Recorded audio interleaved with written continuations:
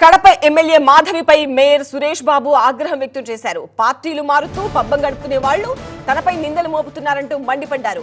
అక్రమాలకు పాల్పడిన వారే తనపై ఆరోపణలు చేస్తున్నారంటున్నారు. రాజకీయంలో తన సొంత ఆస్తులనే పోగొట్టుకుంటున్నట్టు చెప్పుకొచ్చారు. ఆయన కొండను తవ్వి ఎలుకను పట్టినట్టు తనపై కేవలం 35 లక్షల రూపాయల ఆరోపణలు చేశారన్నారు మేయర్ సురేష్ బాబు. ఛాలెంజ్గా చెప్తున్నా, నువ్వు అక్రమాలకు పాల్పడి నువ్వు బ్లాక్ లిస్ట్లో పడిన వ్యక్తివి ఈరోజు నా మీద నింద వేస్తావా? కేవలం కొండను తొగి ఎలకను పట్టేట్టు కేవలం 35 లక్షలు 35 లక్షలు అన్ని 5 లక్షలు 10 లక్షలు. మా కుటుంబం 100 కోట్లు రాజకీయాల్లో పోగొట్టుకున్నాం. ఇప్పటికి నేను 6 ఎలక్షన్స్లో డైరెక్ట్గా ఫేస్ చేసిన.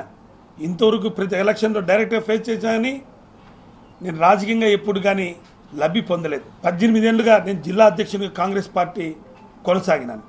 వైఎస్ఆర్ కాంగ్రెస్ పార్టీ కూడా జిల్లా అధ్యక్షుడు. ఈరోజు నువ్వు నిందలు పోతావు. ఒకే బరిలోంచి వచ్చాం, ఒకే పార్టీ నుంచి వచ్చాం, కాంగ్రెస్ పార్టీ నుంచి. మీ తండ్రి మేము, నువ్వు కూడా ఈరోజు పార్టీని మారుతూ ఏ పార్టీ అధికారం ఉంటే పబ్బం గడుపుతుంటూ తెలుగుదేశం నుంచి కాంగ్రెస్, కాంగ్రెస్ నుంచి తెలుగుదేశం ఇట్లా మారుతూ నువ్వు మా మీద నిందలు మోపుతావా?